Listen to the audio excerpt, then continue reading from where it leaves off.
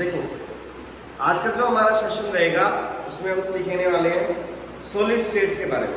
ठीक है, थोड़ा बहुत तुम्हें आइडिया होगा इसका, पहले पढ़ा होगा, छोटी सी बातें हैं, वो छोटी छोटी बातें ही पढ़ी होंगी। देखो पहली बात तो बहुत इंपॉर्टेंट चैप्टर है। क्यों है important? Exam point of view से देखोगे तो 1 से 2 क्वेश्चन तो इसमें से आते ही है ना, 4 से 8 नंबर आ जाते हैं ऐसे। और दूसरी बात ये है कि अगर तुम केमिस्ट्री में जाओगे, किसी रिसर्च को देखोगे, तो जनरली जो मटेरियल्स तुम यूज करते हो सॉलिड फॉर्म में होते हैं। ठीक है, और इसके बहुत सारे अलग अलग बेनिफिट्स भी होते हैं, अलग अलग आप रिसर्च करोगे तो वहाँ पे भी ये काम आएंगे। ठीक है, तो सॉलिड्स में अगर नॉर्मल देखें तो सॉलिड स्टेट या फिर स्टेट ऑफ मेटर, और मेटर में भी अगर स्टेट्स देखते हैं तो कौन कौन सी स्टेट्स होती हैं मेटल में? तो बस यही होती है क्या?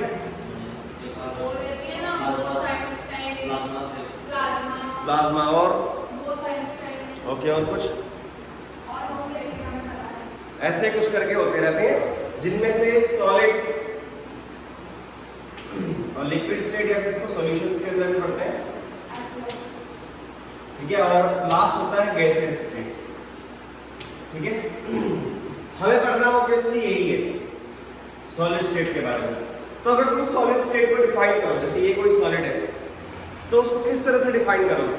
Definite shape, definite volume. ये तो उसकी प्रॉपर्टी होगी। सॉलिड होता क्या है actually? Particles are closely packed and the force of attraction is very high. और तुम्हें नहीं पता? मुझे नो आइडिया नहीं, ये नहीं पता ये सॉलिड क्यों है? they are arranged in particular arrangement में ही होगी। सारे सॉलिड पर्टिकुलर अरेंजमेंट में शिफ्ट हो जाओ, इधर उधर दिखर जाओ, स्प्रेड। अरे ये वाली चलती होगी, ये वाली चलती होगी।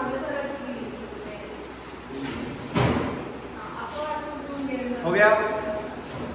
दिख नहीं रहा है तुम्हारा, इधर आओ। ठीक है, देखो सबसे पहला होता है कि सॉलिड स्टेट की डेफिनेशन क्या होती है।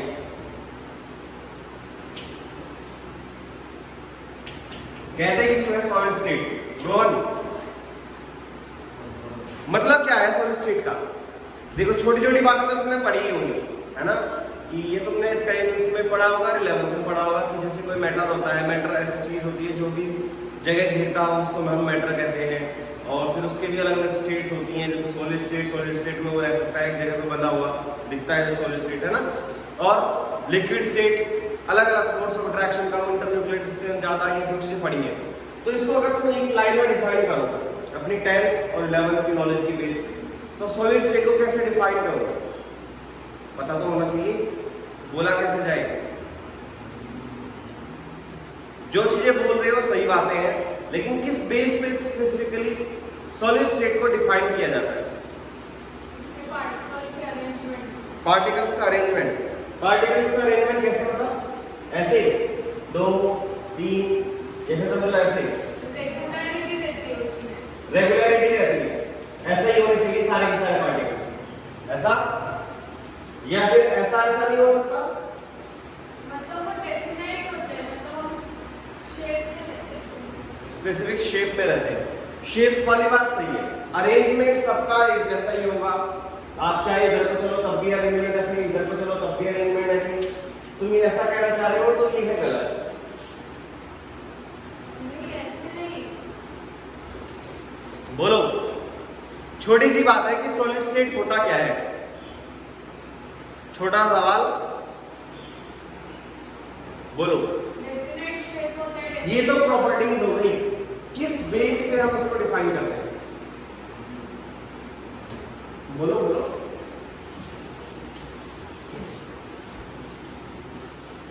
देखो फॉर्म ओके, और कुछ?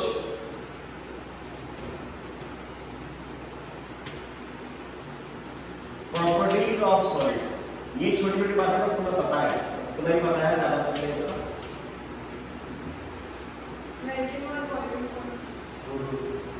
प्रॉपर्टीज को एक जगह मिलाने का मतलब ये नहीं है कि उसकी डेफिनेशन बन जाए।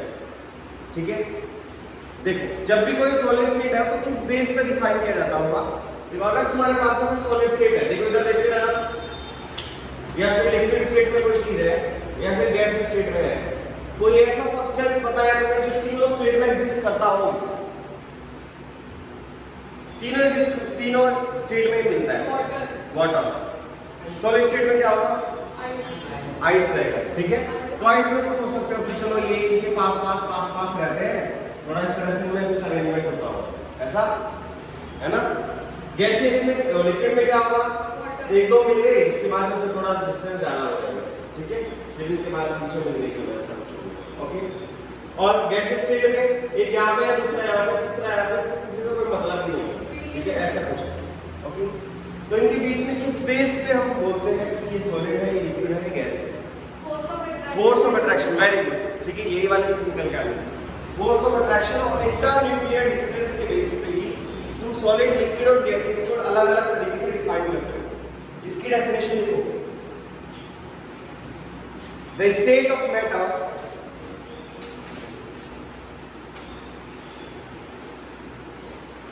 ऑफ मैटर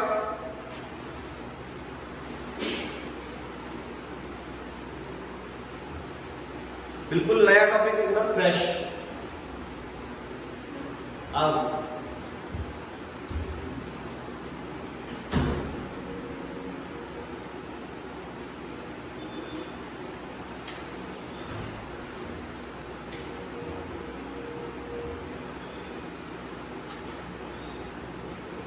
ठीक है, ये लिख लेना सारा नाम से पूरा लिखना है। यूनिक डेट है क्या यूनिक डेट है, जिंदगी में पहली बार यूनिक डेट आई है। ऐसा 10-10-2020 पहले तो नहीं आई थी ऐसा नहीं आई है ना, 10-10-2020 आई था। सही बात है। फिर स्पेसिफिक होगी, तुमने आज की डेट बोली तो आज की एक बार ही आई थी, स्पेसिफिक बात समझ गई। सबसे पहले ऐसे बोलते हैं ये डेट का दिया नहीं चाहिए मुझे, शून्य शून्य लेना सर। 10-10-2020 ठीक है, ज्यादा अरे जाइए चैप्टर आया तो सॉलिड स्टेट है, पता है। ओके, देखो इस वाले लेक्चर में जनरली तुम कंटिन्यूटी मेंटेन करके रखना। पहली बात तो बहुत ही बड़ा चैप्टर नहीं है, चलता ही रहेगा 2-3 साल तक, है ना, जल्दी ही खत्म हो जाएगा। और इसमें ज़्यादा से ज़्यादा 10 से 15 लेक्चर हाईएस्ट, उसके बाद में खत्म ही हो जाना, ठीक है। लेकिन कुछ और भी चीज़ें अगर तुम्हें थोड़ा एडवांस लेवल में पहुँचानी होती तो उसके लिए 2-3 लेक्चर एक्स्ट्रा। अदरवाइज ये बहुत आसान भी है, अच्छा भी है, तो दिमाग लगाएंगे इसके अंदर, अभी तक ऐसे ही चलता रहेगा। लेकिन ये जो पूरा चैप्टर है ये इमेजिनेशन पे बेस ज़्यादा है।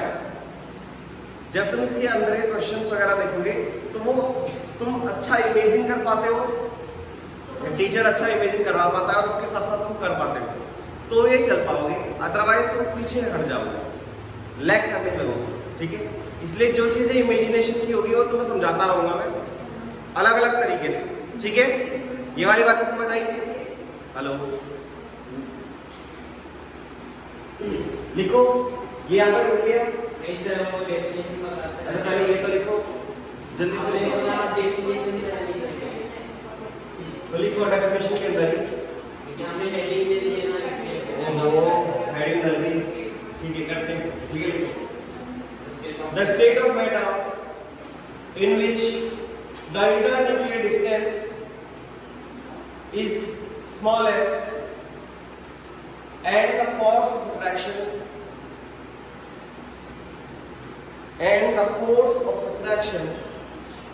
is very high or very strong.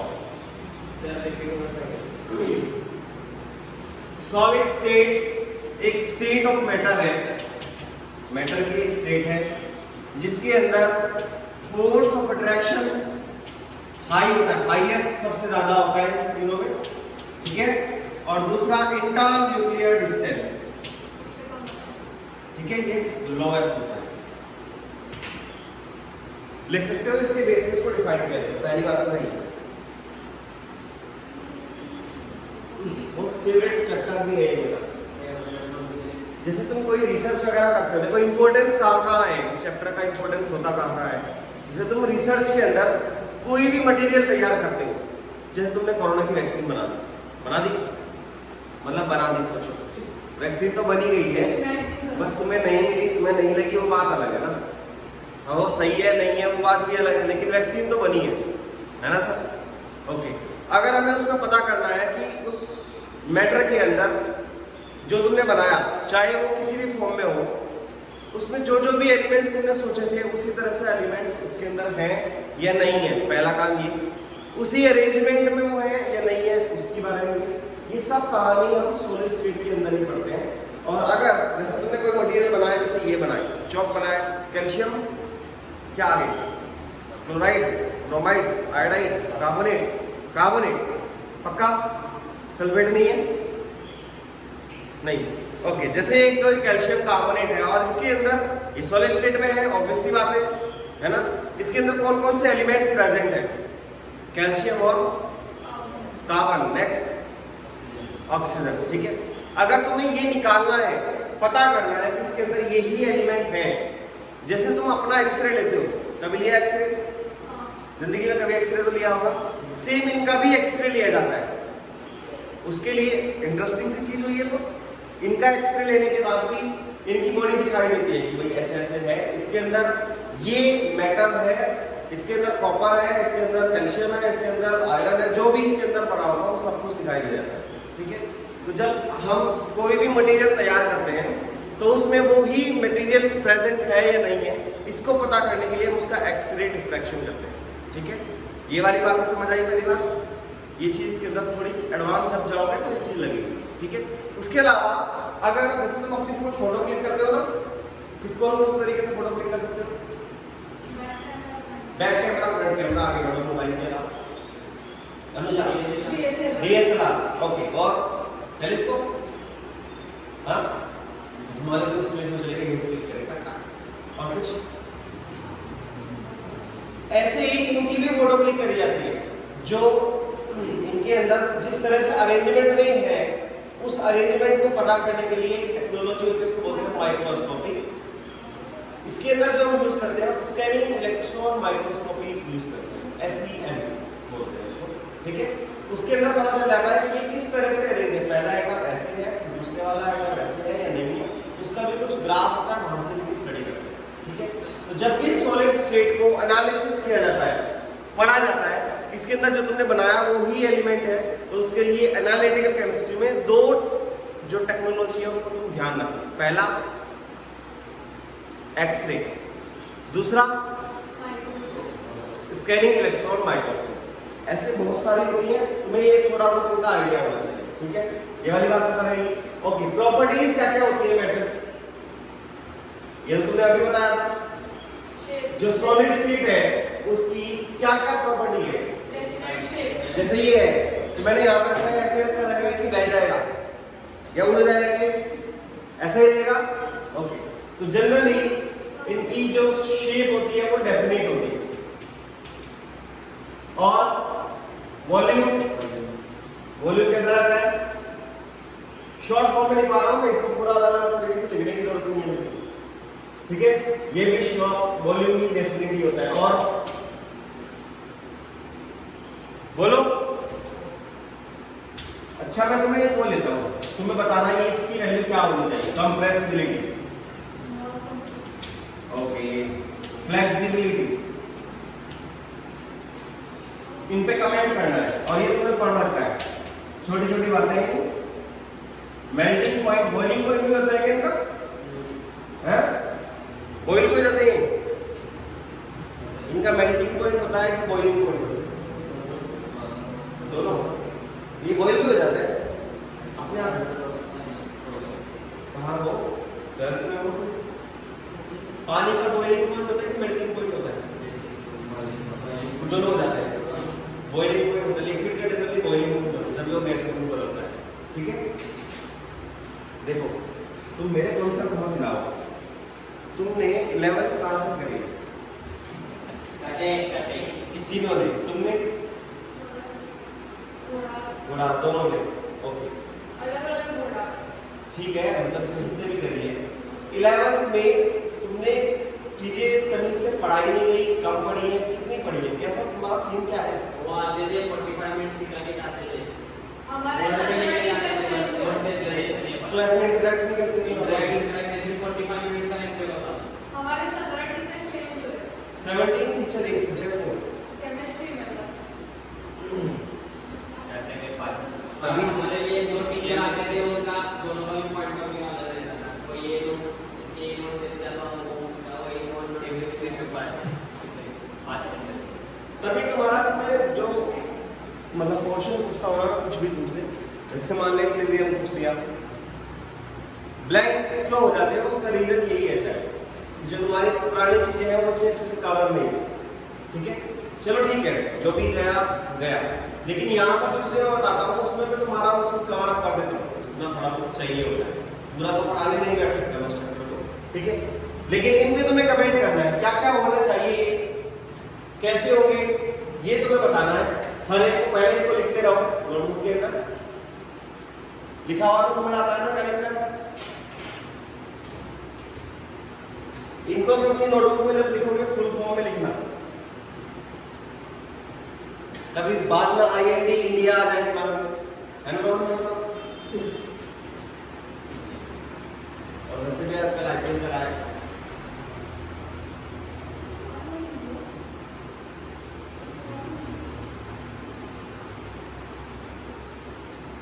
Sir आप देखते हो IPL? हो लिख लिया, लिख रहे हो? ओके, देखो बहुत अच्छा कर रही, साथ साथ रिवीजन करते रहोगे तो बहुत आसान भी रहेगा। और इसको मैं तुम्हें शॉर्ट में एक बार रिवीजन भी कराऊंगा जिससे कि एक बार में तुम्हारे दिमाग में सेट हो जाए। क्वेश्चन भी तुम्हें साथ साथ करते रहेंगे, क्वेश्चन देखते ही होने चाहिए। थोड़ा कैलकुलेट करने में टाइम लगता ही है, लेकिन पता हो जाएगा तुरंत देखते हैं कि होएगा या नहीं, हाँ या ना, है ना। जैसे पूल है या पूल नहीं है, क्वेश्चन मार्क। शेप डेफिनेट होती है, वॉल्यूम भी डेफिनेट होता है। क्या कंप्रेसिबिलिटी पे कुछ फर्क पड़ता है क्या? कंप्रेस हो सकते हैं, कंप्रेसिबिलिटी लॉ होती है, लिखो उसको अपने आप।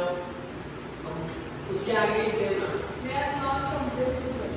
नॉन कंप्रेसिबिलिटी या लॉ कंप्रेसिबिलिटी, जल्दी लिखो। Compressibility के आगे they are not compressible. आगे लिखो फ्लेक्सिबिलिटी लो।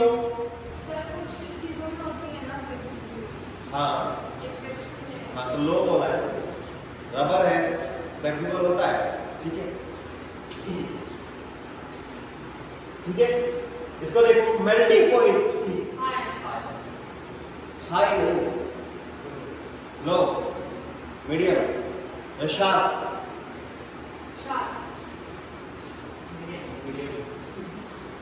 अच्छा, कुछ ना है तो आसपास का। Sharp. ओके, और क्या सबका ही शार्प मेल्टिंग पॉइंट होगा? जिसका भी हाँ, एक्सेप्शंस तो हर एक नहीं है, एक्सेप्शन के बेस पे तो ये दुनिया ही चलती है। आगे बढ़ो, शार्प होता है। अच्छा देखो, तुम इसमें जो पहला बोला था हाई, उसको लिखो वो ठीक है, लेकिन शार्प होता है हमेशा, ऐसा जरूरी नहीं है। जब तुम आगे देखते रहोगे इन चीजों को तो वहां पर तुम्हें बहुत सारी चीजें मिलेंगी जहां पर इनको शार्प नहीं दिखाया जाएगा, कुछ और ही चीजें होंगी, ठीक है। ओके, सो जल्दी से इनकी प्रॉपर्टी छाप दो, छाप दी। ओके, तो सॉलिड स्टेट होता है, उसको हम दो फॉर्म में जनरली पढ़ते हैं। आज इंट्रोडक्शन वाला एक पार्ट जाएगा और छोटी मोटी चीजें हैं वो भी तुम्हें कवर हो जाएगी। जो नेक्स्ट लेक्चर होगा आना तो जरूरी है, यहाँ पे आओगे तो एक अलग फीलिंग होती है, एक अलग इंटरेक्शन होता है, उसमें तुम्हें इतना मजा नहीं आएगा, ठीक है। अब देखो, जो सॉलिड स्टेट होते हैं वो दो तरह के होते हैं। कौन कौन से? एक तो होता है क्रिस्टलाइन और दूसरा होता है अमोर्फस। सुना है कभी इसके बारे में? क्रिस्टलाइन सुना है और अमोर्फस सुना होगा, लेकिन तुमने जो सॉलिड स्टेट के अंदर पढ़ना है वो क्रिस्टलाइन चीजों के बारे में जाना पड़ेगा। क्यों पढ़ेंगे, कैसे पढ़ेंगे, वो मैं आपको बताता रहूंगा, ठीक है। ये आपने लिखने से कुछ दोनों चीजें बाकी।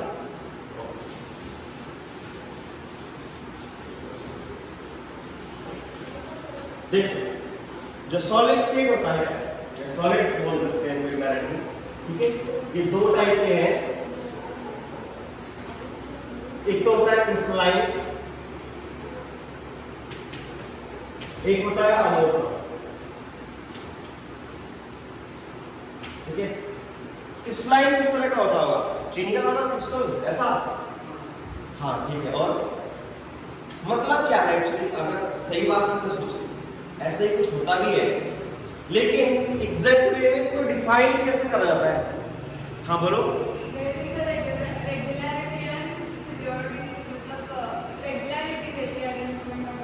रेगुलरिटी रहती है, ओके।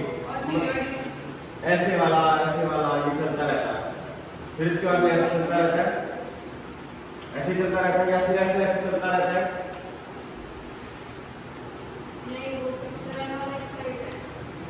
कौन सा है और क्यों ऐसा ही क्यों? तुम बताओ। गोल गोल का मतलब क्या है? Atoms, okay. इनका वेट है, सेंटर भी होगा, ये न्यूक्लियस इसका पीछे ना, ऐसे ही कुछ होता है। समझ आता है कोई चीजें? ओके। और तुम इसको किस टर्म में डिफाइन करते हो? मेन चीज वो भी है लेटिस, ओके। चीजें तुम्हें धीरे धीरे कुछ कुछ पता है, लेकिन वो रिलेट नहीं होती। सोचो क्या होता होगा?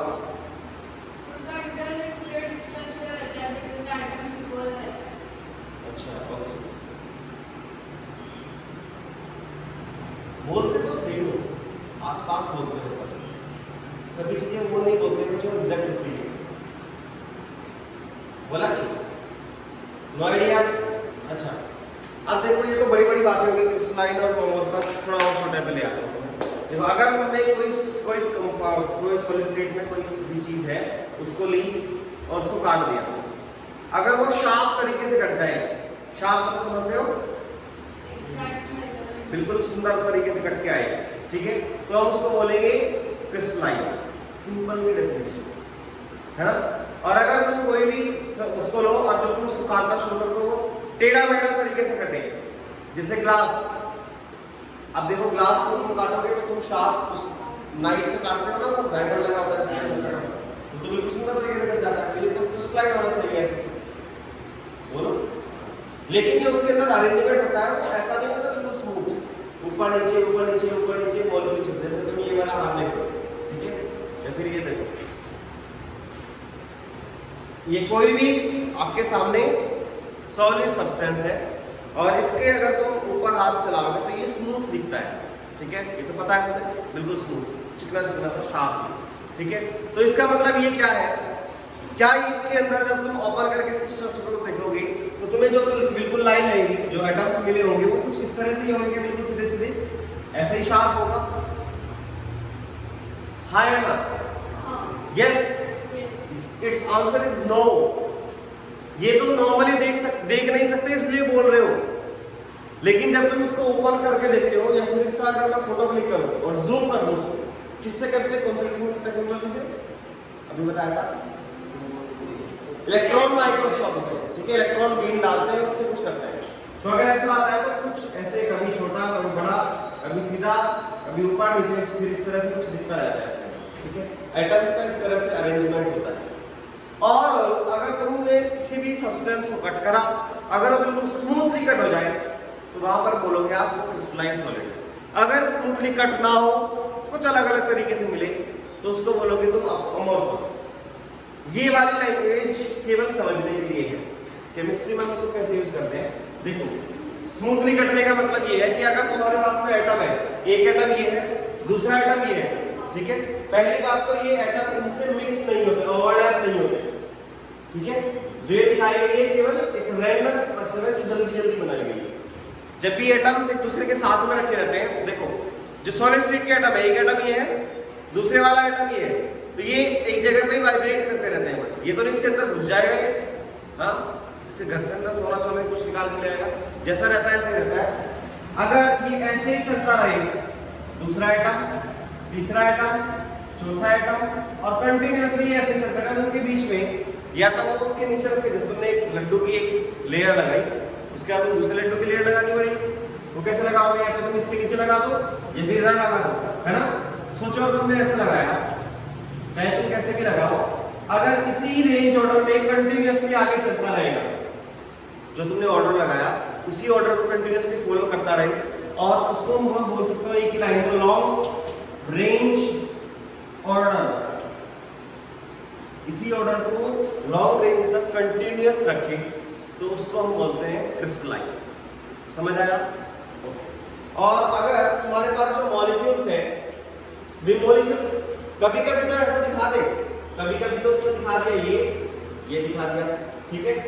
थोड़ी देर बाद क्या हुआ, यहाँ पर चलो इसने यहाँ पर दिखा, फिर उसके बाद में कोई स्पेस फिर छूट गया, उसके बाद में फिर आ गया, फिर इस तरह चल गया, बाद में फिर छूट गया, ठीक है। तो ऐसी जो बनता है, जो अरेंजमेंट इस तरह से बन के आता है, उसको हम बोलते हैं अमोर्फस। तो यहाँ पर होगा शॉर्ट रेंज ऑर्डर, थोड़ा सा ही, थोड़ी देर के लिए चलेगा, उसके बाद में फिर बन जाएगा, ठीक है। इस तरह के जो कंपाउंड्स होते हैं उनको हम बोलते हैं क्या, अमोर्फस। ओके, दोनों चीज समझ आई तुम्हें? बोलो, दोनों में ये बताओ कि बॉइलिंग पॉइंट और मेल्टिंग पॉइंट, तो क्या देखो, मेल्टिंग पॉइंट देखो कि बॉइलिंग पॉइंट, मेल्टिंग पॉइंट, किन दोनों, किसका शार्प होगा, क्रिस्टलाइन शार्प क्यों होगा, क्योंकि स्पेसिफिक, क्योंकि डेफिनेट टेंपरेचर पे अरे वो तो मेल्टिंग पॉइंट की डेफिनेशन बोल दिया, आगे बोलो ना जरा। शार्प मेल्टिंग पॉइंट क्यों होगा, क्योंकि आपने पूछा शार्प क्यों होगा, क्योंकि वो डेफिनेट टेंपरेचर पे, जो का स्पेसिफिक टेंपरेचर उसी पे मेल्ट होता है। हाँ, जो स्पेसिफिक टेम्परेचर होता है उसी पर मेल्ट होते हैं, उसी को तो मेल्टिंग पॉइंट बोलते हैं। आगे क्या, या तो तुम मेल्टिंग पॉइंट बोलो या फिर उसकी डेफिनेशन बोलो, बात तुमने एक ही कही, आगे तो बढ़ो। मेल्टिंग पॉइंट शार्प होता क्यों है, क्योंकि उन्हें ब्रेक करना पड़ेगा, क्योंकि इनके बीच में जो डिस्टेंस है अप्रोक्सीमेटली सेम है ना। इसी तरह से ये भी चलता रहेगा, इसी तरह से ये चलता रहेगा, तो फोर्स ऑफ अट्रैक्शन भी उसी लेवल में लगेगा। यहाँ पर आगे पीछे भी हो सकता है हल्का सा, ठीक है। जब तुम उसको एक जगह पे शार्पली, जैसे तुम एग्जांपल से समझ लेंगे, नॉर्मल, इसका कोई एग्जांपल हो, कोई भी, जैसे आयरन ले लिया तुमने, एग्जांपल ले लिया, इसे समझ आएगा। इधर देखो, एक मैंने एग्जांपल ले लिया, ये रबर, ये भी सॉलिड नहीं है, ये गैसेस में हो जाती है, सॉलिड ही होती है ना रबर भी। ओके, अगर तुम इसका हीट करना शुरू करोगे, एक तरह से अरेंज्ड है, कंप्लीटली अरेंज्ड है ना, जो एटम्स हैं इसके अंदर क्रिस्टलाइन होने की वजह से कंप्लीटली एक स्पेसिफिक ऑर्डर में ही अरेंज होंगे। समझ आता है क्या? इस वाले में रबर में ये तो आगे पीछे भी हो जाता है क्योंकि वो अमोर्फस है, ठीक है। उसकी वजह से यहाँ पर शार्प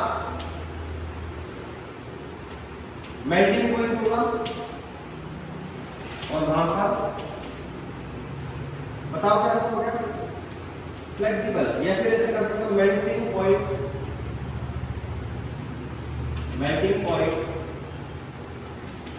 एट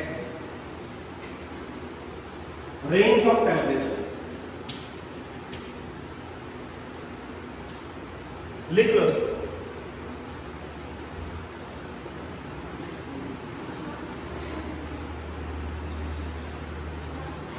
क्या हुआ,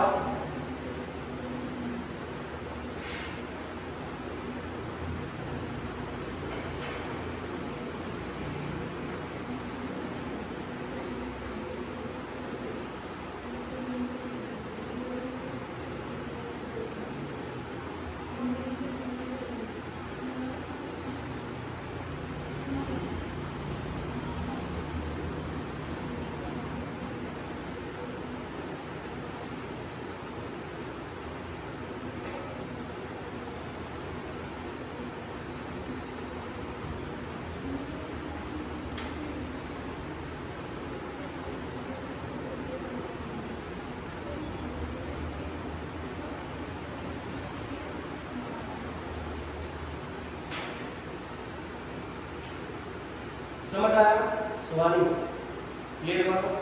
ओके, देखो जो हमें इस चैप्टर के अंदर पढ़ना है वो जनरली हम क्रिस्टलाइन के बारे में पढ़ेंगे, ठीक है।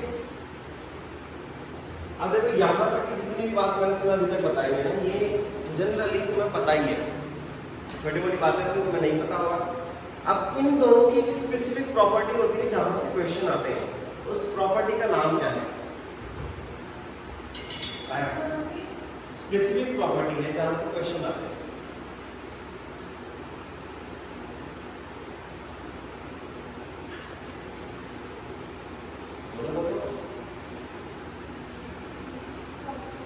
पता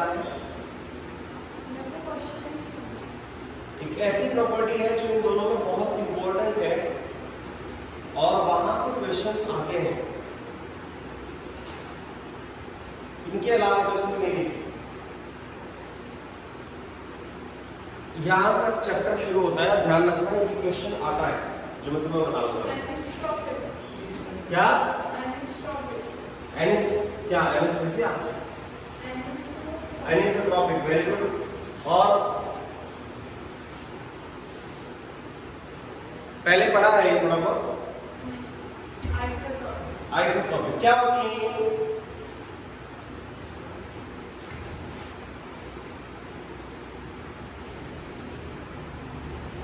बोलो।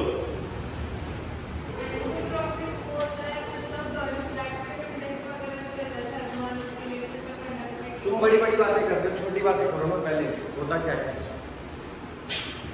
अभी जो तुमने जहां से भी चीजें पढ़ी हैं अच्छी बात है, आइडिया है तुम्हें, लेकिन मेन चीज याद रखना। होता क्या है, पहली बात तो ईगो हट हो जाता है क्या पढ़ने में? हाँ देखो यहां पर देखो दो चीजें होती है। एक तो होता है आइसोट्रोपिक और एक होता है एनेसोट्रोपिक। और यहां से क्वेश्चन आते हैं जना, ठीक है। दोनों प्रॉपर्टीज होती हैं और किस तरह से होती है, किसकी कौन सी होती है उसको हम देखेंगे, ठीक है। अब देखो जो आइसोट्रोपिक प्रॉपर्टी है उसके अंदर होना क्या चाहिए, क्या होता है, जो तुमने कोई भी एटम अरेंज करना शुरू करे, ये क्या आया,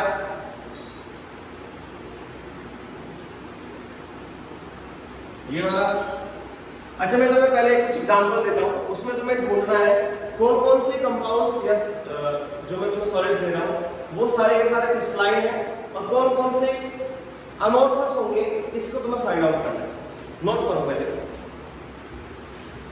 iron, copper,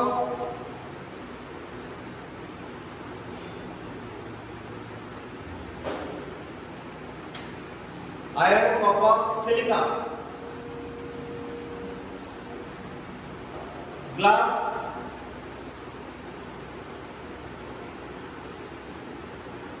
calcium carbonate, NaCl,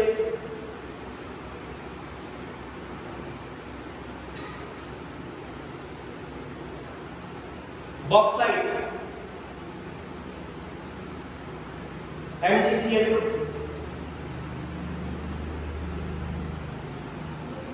would,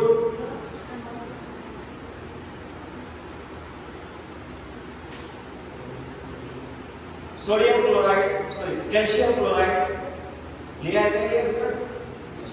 नहीं। और लो स्टील,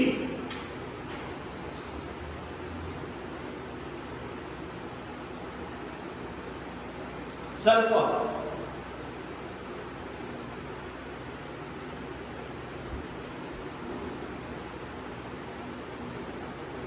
डायमंड, डायमंड,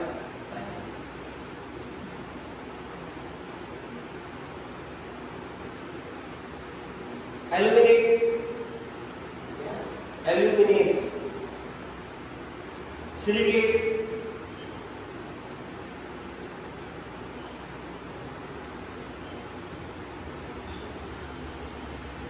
बोरेट्स,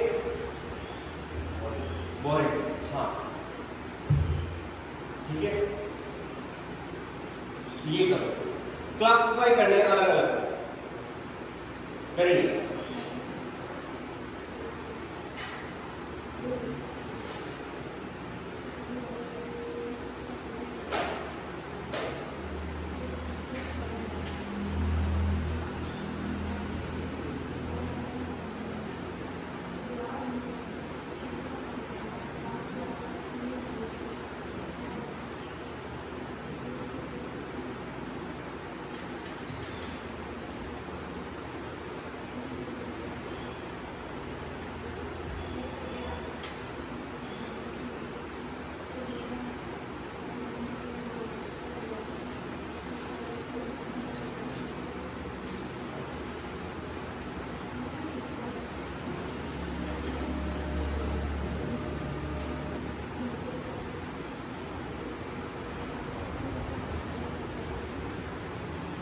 कर सकते हो,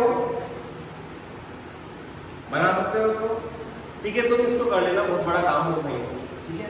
अभी इधर देखो पहले, ये वाला पिंक कलर का एक एटम है, उसके साइड में ये ब्लू कलर का एटम है, फिर सोचो मैंने एक व्हाइट वाला रख दिया, ठीक है।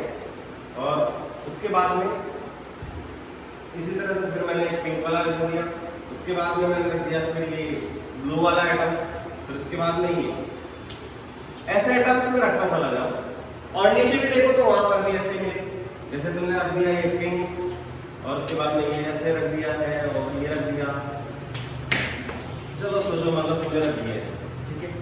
मतलब कहने का ये है, अगर तुम किसी भी डायरेक्शन में जाओ, या तो तुम ऐसे डायरेक्शन में जाओ, ओके, या तुम ऐसे डायरेक्शन में चले जाओ इसमें, ओके, या फिर किसी इस तरह से डायरेक्शन में जाओ ऊपर से लेके नीचे की तरफ। अगर सारे एटम्स उनकी प्रॉपर्टीज सेम दिखे, बिल्कुल समान एक जैसी, तो हम उसको बोलते हैं आइसोट्रोपिक प्रॉपर्टी। समझ आता है बात? समझ आया कुछ? मतलब देखो, अगर तुम किसी शादी के अंदर जाओ, या फिर शादी के अंदर देखो कि सारे के सारे केवल लेडीज ही लेडीज हैं, एक तरफ जिधर भी निगाह दौड़ाओगे, चाहे इस डायरेक्शन में दौड़ाओ तब भी लेडीज हैं, इधर को दौड़ाओ तब भी, सामने को देखो तब भी, ठीक है। तो जब ऐसी चीजें दिखाई देंगी तो उसको हम बोलते हैं आइसोट्रोपिक। समझ आया आपकी बात? समझ आया? ओके। अगर तुम कहते हो कि तुम किसी प्रेयर में चले जाओ या स्कूल में चले जाओ, वहां पर छोटे बच्चे पढ़ते हैं, 10th क्लास के बच्चे पढ़ते हैं, उसके बाद में बड़े ग्रेजुएशन के बच्चे पढ़ते हैं, अगर ऐसा भी है तो अगर तुम एक साइड में देखोगे केवल और केवल इस तरह से अरेंज हो कि वहां पर एक साइड में केवल छोटे छोटे बच्चे ही हो, अगर दूसरी डायरेक्शन में देखो तो केवल स्पेसिफिकली उसी टाइप के बच्चे हो, जैसे 10th वाले, या फिर दूसरी तरफ देखोगे तो वहां पर एक ही टाइप के बच्चे हो, जहां पर तुम ग्रेजुएशन वाले बच्चों को देखो। मतलब अगर दो तरह के सिनेरियो होते हैं यहाँ, अगर तुम डिफरेंट डायरेक्शन में देखोगे, डिफरेंट डायरेक्शन में तुम दोनों में ही देखोगे, अगर सेम मिले तो आइसोट्रोपिक, ठीक है। एनाइसोट्रोपिक मतलब अलग अलग मिले। समझ आया कुछ? एक और एग्जांपल से लेकर आ रहा हूं, एक ही जगह, जैसे शादी वाला एग्जांपल लो, वहां पर सारे के सारे लड़कियां हैं, तुम इधर से दौड़ाओगे सब क्या मिलेगी? लड़कियां मिलेंगी, गर्ल्स मिलेंगी, ठीक है। तो एक डिफरेंट डायरेक्शन में देखने पे एक ही टाइप की प्रॉपर्टी है, ठीक है। और अगर तुम देखो कि वहां पर इस तरह से अरेंज करके लेडीज अलग बैठे हुए, बच्चे अलग बैठे हुए और जेंट्स अलग बैठे हुए, तो अगर तुम सीधे डायरेक्शन में देखोगे तो वहां पर लेडीज मिलेंगी, इधर को देखोगे तो सारे बच्चे मिलेंगे, इधर को देखोगे तो जेंट्स मिलेंगे। तो अलग अलग प्रॉपर्टी अगर दिखाई दे तो उनको बोलते हैं एनिसोट्रोपिक प्रॉपर्टीज। समझ आया कुछ? क्लियर है ये बात? ओके, ठीक है। तो इसको लिख लो, isotropic properties are those properties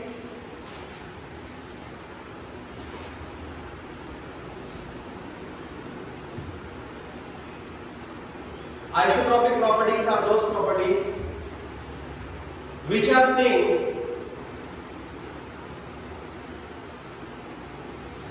in different directions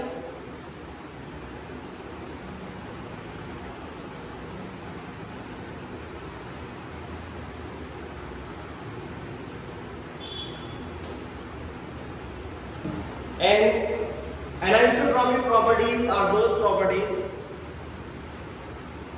Anisotropic properties are those properties which are different in different directions.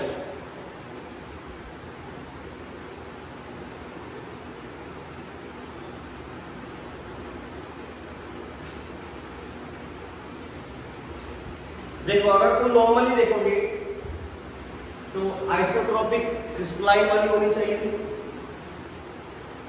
केवल नाम से अगर देखोगे ना तो आइसोट्रोपिक मैंने पहले लिखा था क्रिस्टलाइन का होता होगा, ये अमोर्फस का होता होगा, लेकिन यहाँ पर इसका उल्टा करना पड़ता है, इसको इधर और इसको इधर। मतलब अगर तुम एनाइसोट्रोपिक प्रॉपर्टीज को देखोगे तो क्रिस्टलाइन शो करता है, यहाँ पर लिख लेना, these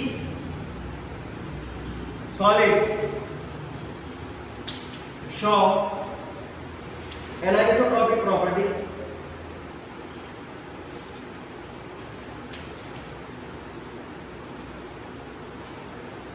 और उधर लिख लो आइसोट्रोपिक प्रॉपर्टीज, ठीक है। ये बात समझ आई?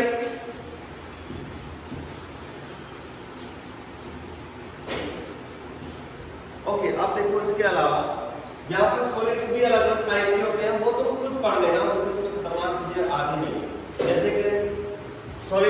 टाइम वेस्ट कराने का फायदा नहीं है इस चैप्टर के अंदर, ठीक है। ये तो जब तुमने पढ़े होंगे, नहीं पढ़े होंगे तो छोटी सी बातें हैं, आराम से पढ़ सकते हो। आयनिक सॉलिड्स और दूसरा कोवैलेंट सॉलिड्स, ठीक है। ऐसे ही मेटालिक सॉलिड्स और ऐसे बहुत सारे होते रहते हैं, बनते रहते हैं। तुम्हारे लेवल पे 3 से 4 ही होते हैं, ठीक है। इनके क्या होते हैं, एग्जाम्पल क्या होता है, सब चीज तुम देख सकते हो। कर लोगे ना, ये तुम घर से करके ले आना, कोई बड़ी बात नहीं। अब ये थोड़ा स्पेसिफिक हो जाते हैं इसमें थोड़ा बहुत। देखो हम जो चीजें पढ़ेंगे इसके अंदर वो जनरली क्रिस्टलाइन चीजों को पढ़ेंगे। अगर तुम उनको कट करोगे तो वो शार्प तरीके से कट हो जाएंगे, ऐसे वाली कुछ चीजों को देखेंगे, ठीक है। तो सबसे पहला सवाल ये आता है कि क्रिस्टल क्या होता है। पहला सवाल। दूसरा, लेटिस क्या होता है, यूनिट सेल क्या होता है,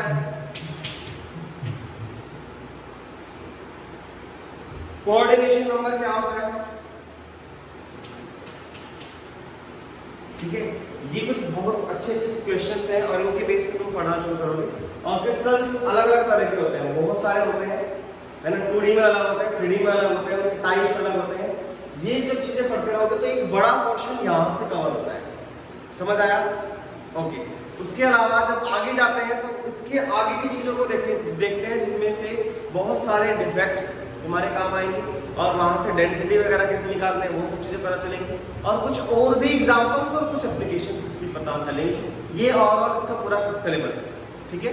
सबसे पहले मैं पूछता हूँ तुमसे कि क्रिस्टल कहते किसको है, होता क्या है? जैसे चीनी का क्रिस्टल होता है, क्रिस्टल का मतलब क्या है, बोलो।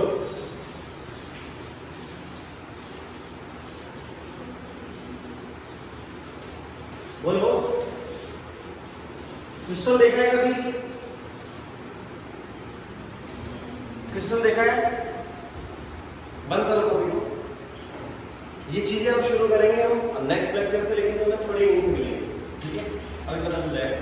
देखो क्रिस्टल होता है जैसे तुम्हारी बॉडी, अगर तुम इसको क्रिस्टल मान लो पूरे को, तो जो सेल होता है अंदर, कोशिका, पता है ना सबको? सेल तो पता है। सेल के अंदर क्या क्या होता है? और सेल के अंदर क्या क्या पार्ट होते हैं? प्लाज्मा, मेम्ब्रेन और मेन पावर हाउस कौन होता है? इसको क्या होता है? माइटोकॉन्ड्रिया। ऐसे बहुत सारी चीजें होती हैं जो ऐसी चीज, जैसे तुम्हारा पूरी बॉडी को तुम क्रिस्टल मान लो, तो जो अंदर सेल है उसको बोलते हैं हम यहाँ पर यूनिट सेल, ठीक है। अगर कोई भी बड़ा क्रिस्टल है, क्रिस्टल किस तरह से अरेंज रहेंगे, वो लेटिस के फॉर्म में अरेंज होते हैं। अब ये लेटिस क्या होता है, ये सब चीजें पढ़ोगे। और इसके अंदर जो सबसे छोटी चीज है जिसको रिपीट करने से लेटिस बनते हैं, उनको हम यूनिट सेल बोलते हैं, ठीक है। जैसे सेल्स को अगर तुम बॉडी के अंदर सेल्स होते हैं ना बहुत सारे, उससे क्या बनता रहता है, पूरी बॉडी बन जाती है। थोड़ा बहुत कुछ आइडिया लगा, छोटी मोटी बातें। सबसे पहले अगर देखो तो कोई भी अगर सब्सटेंस है और क्रिस्टलाइन फॉर्म में है तो क्या होगा, एक एटम यहाँ होगा, अगर मैं नोट से शुरू करता हूँ, दूसरा एटम यहाँ पे होगा, तीसरा ऐसे, चौथा ऐसे, इस तरह से बना होगा, ओके। अब देखो यहाँ इस तरह से यहाँ पर भी बना होगा, ठीक है। अगर तुम इनको ऐसे सोचो, यहाँ पर इस तरह से बना, इस तरह से यहाँ पर बना, और एक एटम का अरेंजमेंट कुछ इस तरह से करो, देखो यहाँ पे करो,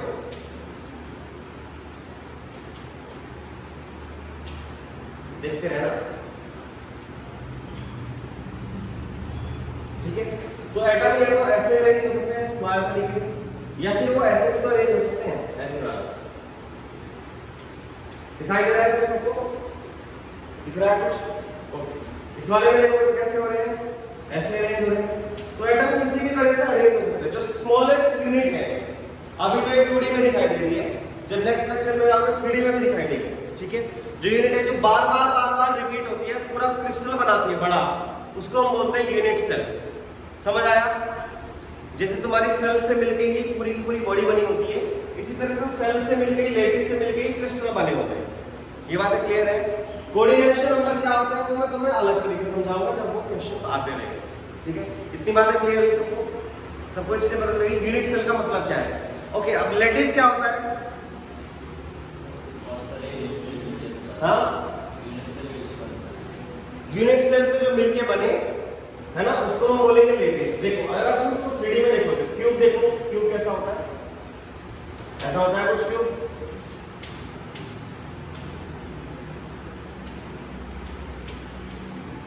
ठीक है। अगर मैं इसको और अरेंज कर दूं, आगे बढ़ाता चला जाऊं इस तरह से, तो दूसरा क्यूब आएगा इसके अंदर यहाँ पर, ठीक है, इस तरह से बनता चला जाएगा, ये बना। फिर आगे जाओगे तो ऐसे बनता रहेगा, ऐसे बनेगा, ये वाला कैसे, ऐसे कुछ बनेगा, ऐसे बनता रहेगा। तो एक क्यूब तुम्हें ये दिखाई दे रहा है, ये वाला दिख रहा है, और एक पीछे की तरफ दिख रहा है, ये वाला दिखा, ये वाला, ठीक है, एक बीच में। तो अगर तुम इस वाले को देखो, केवल इस वाले को, पहले वाले, ये वाला क्यूब भी इसमें बार बार रिपीट होता आ रहा है, जैसे यहाँ पे ऐसा यहाँ पर है, ऐसा यहाँ पर है, तो इसको बोलते हैं यूनिट सेल, ठीक है। समझ आया आपके बात? ओके। अगर ये बार रिपीट होता रहे तो इसको ही बोलते हैं लेटिस, ठीक है। और कुछ लेटिस से मिलके ही यहाँ पर बनते हैं क्रिस्टल्स। क्रिस्टल्स कुछ 2D के होते हैं, कुछ 3D के होते हैं, वो सब चीजें हम आगे देखते रहेंगे। तुम्हारे जो सिलेबस में है हम उसके रिगार्डिंग ही रहेंगे, टू बी स्पेसिफिक, ठीक है। तो यहाँ से हम अगला जो सेशन है वो शुरू करेंगे, जिसमें हम यूनिट सेल्स, क्रिस्टल्स कैसे होते हैं, कैसे नहीं होते, इन सब चीजों को तुम्हारे सामने इमेजिन कराएंगे, ठीक है। तो एक बात को उसको नोट करो, यहाँ से नोट कर लो साहब।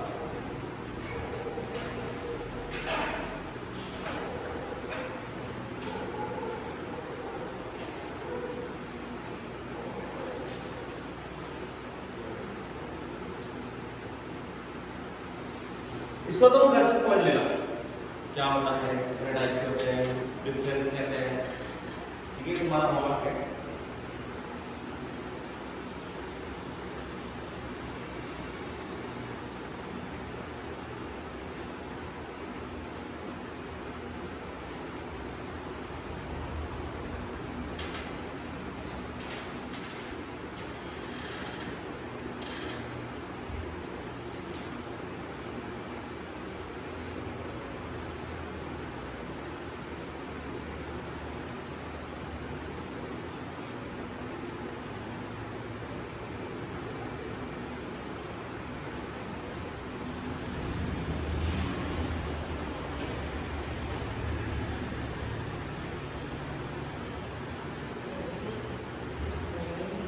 ये डायग्राम बनाओ,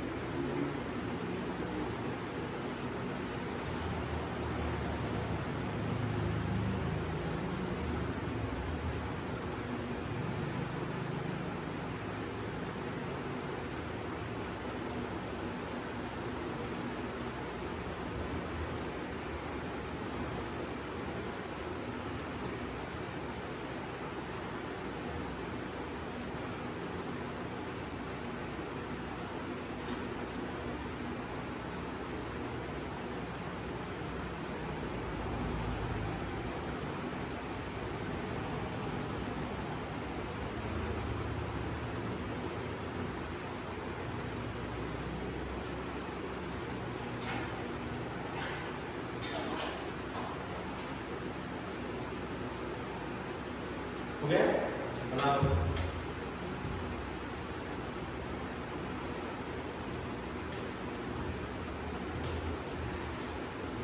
अच्छा देखो, ये जो डब्बे बने हैं ना, इन पे यहाँ पर मान के चलो कि एटम्स रखे हुए हैं ऐसे, ठीक है।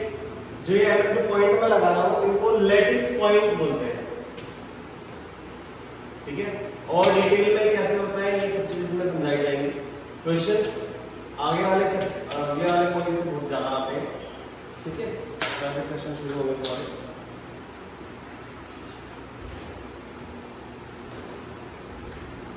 ये इंट्रोडक्टरी आज का सेशन है, आगे वाला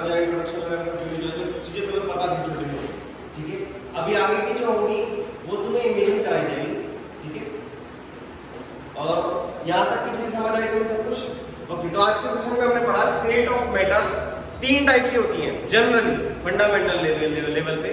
पहले सॉलिड, लिक्विड और गैसेस। सॉलिड को हमें पढ़ना है ना, गैसेस तुम पढ़ चुके हो, और लिक्विड भी तुमने थोड़ा बहुत देखा होगा। तो जो सॉलिड स्टेट है उसको हम डिफाइन कैसे करते हैं, फोर्स ऑफ अट्रैक्शन और इंटरन्यूक्लियर डिस्टेंस के बेस पे करते हैं। हो गए वो डिफरेंस। फिर उसकी प्रॉपर्टीज देखिए, कौन कौन सी property, definite shape, definite volume और बहुत सारी चीजें, मेल्टिंग पॉइंट वगैरह, कंप्रेसिबिलिटी, फ्लेक्सिबिलिटी, ये सब चीजें तुमने देखी। उसके बाद में क्या देखा, क्या सॉलिड्स जो होते हैं वो दो तरह के होते हैं मोटा मोटी तौर पे, जिसमें पहला तो है क्रिस्टलाइन, दूसरा है अमोर्फस। ठीक है, उसके कुछ एग्जांपल, इसको बोलते हैं लॉन्ग रेंज ऑर्डर और शॉर्ट रेंज ऑर्डर, ये सब चीजें देखें। उसके बाद में एक स्पेसिफिक चीज होती है प्रॉपर्टीज, है ना, एनिसोट्रोपिक एंड आइसोट्रोपिक। तो जो एनिसोट्रोपिक प्रॉपर्टीज होती है वो किसमें होती है, क्रिस्टलाइन में क्या अमोर्फस में?